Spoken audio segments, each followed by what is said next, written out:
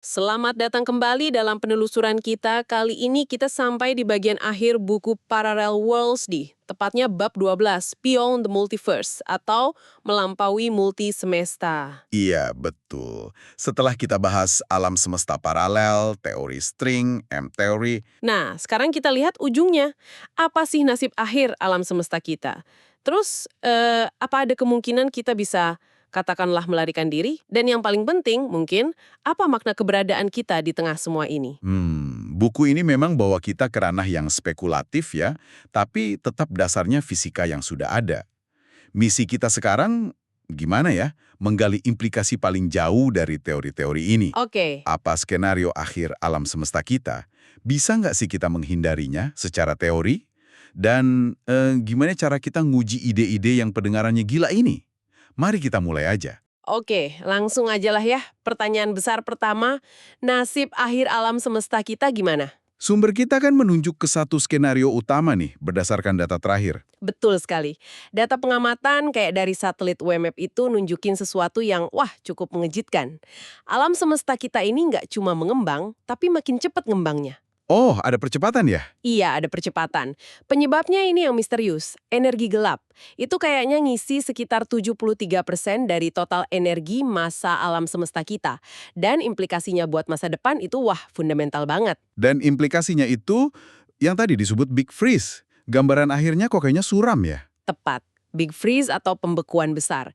Kalau percepatan ini jalan terus, ya kita menuju ke sana.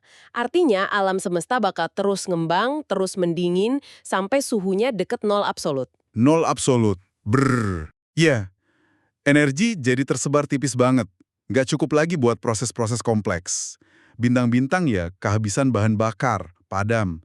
Sisanya cuma objek dingin gelap, kayak bintang katai hitam, bintang neutron, lubang hitam. Terus lubang hitamnya. Nah, bahkan lubang hitam pun, kata teorinya Stephen Hawking, bakal menguap juga. Pelan-pelan banget sih, tapi menguap. Ini kayak kemenangan mutlak hukum kedua termodinamika gitu. Entropi, kekacauan, naik terus sampai maksimum. Wah, Gambaran ini emang gimana ya, agak mencekam. Charles Darwin aja dulu bilang ini tak tertahankan. tapi fisika kan nggak berhenti di situ ya. Selalu cari jawaban lebih dalam. Ada harapan nggak sih buat paham gambaran besarnya lewat teori segalanya? Nah ini kan M-theory masuk lagi nih. Gimana M-theory mengubah pandangan ini? Iya, M-teori ini kandidat terkuat kita sekarang buat teori segalanya. Dia nyatuin 5 teori superstring yang beda-beda plus supergravitasi dalam kerangka 11 dimensi. 11 dimensi ya. Betul. Yang penting buat diskusi kita, M-teori ini ngubah cara kita lihat realitas. Partikel itu bukan titik lagi, tapi getaran dari string atau membran, kita sebutnya brane. Brain. Iya, brane. Alam semesta kita yang 3 dimensi ruang ini bisa jadi cuma sebuah tree brane yang melayang gitu aja di hyperspace yang dimensinya lebih tinggi. Wow, jadi bukan cuma alam semesta kita aja dong, tapi ada kemungkinan lanskap multiverse yang lebih luas gitu. Gila juga ya implikasinya M-theory ini. Persis. Salah satu fitur M-teori yang paling menarik tapi juga bikin pusing, itu dia punya banyak banget solusi matematis yang konsisten. Bisa jutaan, miliaran, mungkin tak terhingga. Tak terhingga. Ini bisa jadi mewakili satu alam semesta dengan hukum fisika dan konstantanya sendiri-sendiri. Nah, ini buka kemungkinan radikal kalau alam semesta kita ini ya bukan satu-satunya. Kita cuma bagian dari multiverse raksasa. Oke, oke. Konsep ini juga bisa jadi nawarin penjelasan buat salah satu misteri terbesar, kenapa konstanta fisika di alam semesta kita ini kok kayaknya pas banget buat ada kehidupan. Ah, ini yang namanya prinsip entropik ya. Nanti kita bahas lagi deh. Tapi balik dulu ke Big Freeze. Kalau memang alam semesta kita ini ujungnya dingin dan kosong, bisa nggak sih peradaban yang super maju, katakanlah jutaan tahun lagi, ngelakuin sesuatu, bisa kabur nggak mereka? Skala Kardashev bisa bantu kita ngebayangin nggak kapasitasnya? Skala Kardashev itu kan ngukur kemajuan peradaban dari penggunaan energinya ya. Tipe 1 kuasai planet, tipe 2 kuasai bintang, tipe 3 kuasai galaksi. Tipe 3 ya? Iya, mungkin cuma peradaban tipe 3 yang energinya skala galaksi gitu, yang punya sumber daya buat mikirin skenario kabur dari alam semesta. Baru mikirin ya, belum tentu bisa. Dan opsi kaburnya apa aja tuh secara teori? Lubang cacing kan sering disebut-sebut. Itu mungkin nggak sih? Secara teori sih, lubang cacing, jalan pintas lewat ruang waktu, itu bisa jadi gerbang. Tapi ya itu tadi, ada dua tantangan gedenya. Pertama, stabilitas. Gerbangnya bisa tetap kebuka nggak? Kedua, butuh materi eksotik atau energi negatif. Energi negatif lagi. Iya, hampir semua model lubang cacing yang bisa dilewatin butuh materi aneh ini, yang punya antigravitasi buat nopang biar nggak langsung nutup. Efek Casimir sih nunjukin energi negatif itu ada, tapi dikit banget. Gimana cara bikin atau ngumpulin banyak, itu yang jadi masalah besar. Oke, selain lubang cacing, ada ide bikin alam semesta baru. Wah, ini makin gila kedengarannya. Iya, ide ini dari Alan Guth yang bikin teori inflasi. Spekulasinya, mungkin kita bisa micu lahirnya alam semesta baru dari kondisi energi tinggi, vakum palsu namanya. Vakum palsu. Iya, teorinya kan, total energi alam semesta itu bisa jadi nol. Materi positif diimbangi gravitasi negatif. Jadi mungkin cuma perlu benih awal dikit. Tapi dikit ini kondisinya harus ekstrim banget. Kerapatannya atau suhunya dekat kondisi Planck, batas fisika kita sekarang. Wah, berat itu. Dan lagi-lagi, mungkin perlu energi negatif juga, biar nggak langsung jadi lubang hitam. Terus gimana cara nyampein energi atau kondisi kayak gitu? Susah banget ngebayangin teknologinya. Peradaban tipe 3 mungkin perlu bangun akselerator partikel segede tata surya. Atau bahkan lebih gede lagi, cuma buat nyampe energi Planck. Atau pakai laser super kuat difokusin ke satu titik. Ada juga konsep Alcubierre Drive, mesin warp itu. Ah, warp drive. Iya, secara matematis bisa melengkungkan ruang waktu di sekitar pesawat biar geraknya lebih cepat dari cahaya. Tapi ya sama, butuh energi negatif juga. Intinya, semua skenario ini bergantung sama pemahaman dan manipulasi fisika yang jauh di luar jangkauan kita sekarang. Jadi intinya sih kabur secara fisik itu spekulatif banget ya. Dan mungkin susah banget atau malah nggak mungkin karena butuh energi negatif dan kondisi aneh lainnya.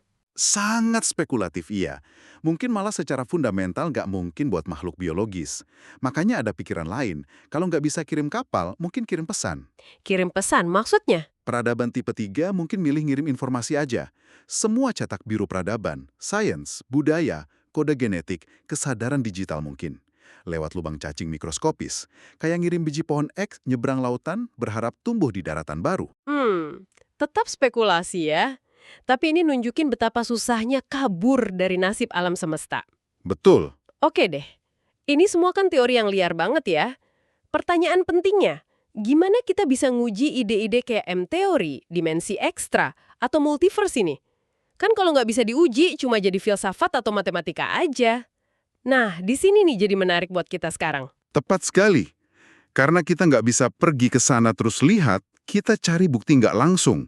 Semacam gema atau jejaknya di alam semesta kita.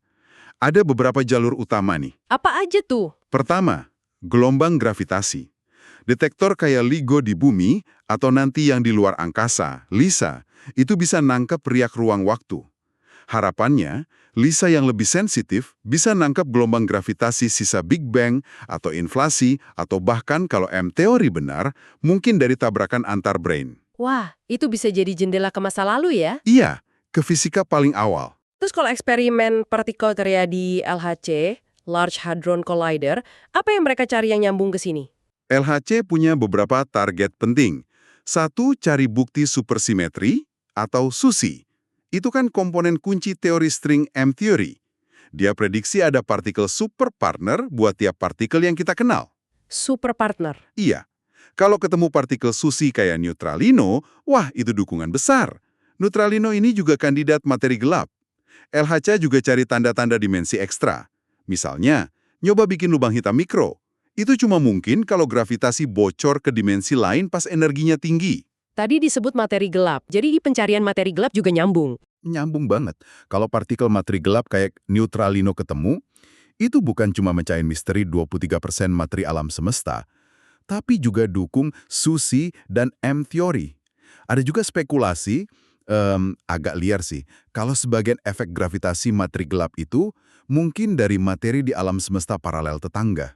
Wah, makin rumit ya. Selain itu ada juga eksperimen yang nguji hukum gravitasi Newton di skala kecil banget, milimeter atau mikrometer. Kalau ada penyimpangan dari hukum kuadrat terbalik, itu bisa jadi tanda ada dimensi ekstra yang relatif besar.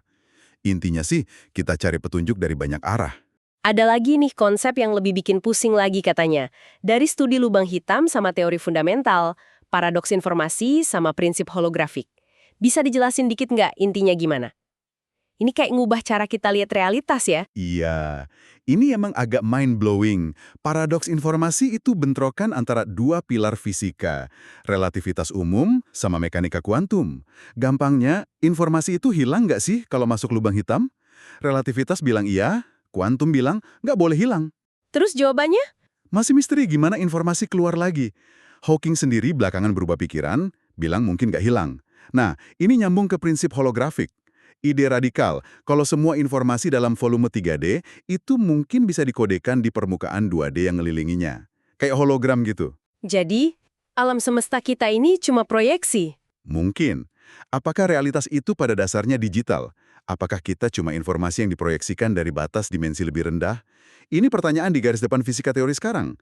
Mungkin ada kaitannya sama M-teori, tapi ya masih jauh banget dari paham sepenuhnya. Gila, ini benar-benar bisa ngubah cara kita mandang segalanya. Semua ini akhirnya bawa kita balik ke pertanyaan tadi ya. Kenapa sih alam semesta ini kok kayaknya pas banget buat kita? Prinsip antropik itu. Gimana landscape multiverse M-teori ngejawab ini?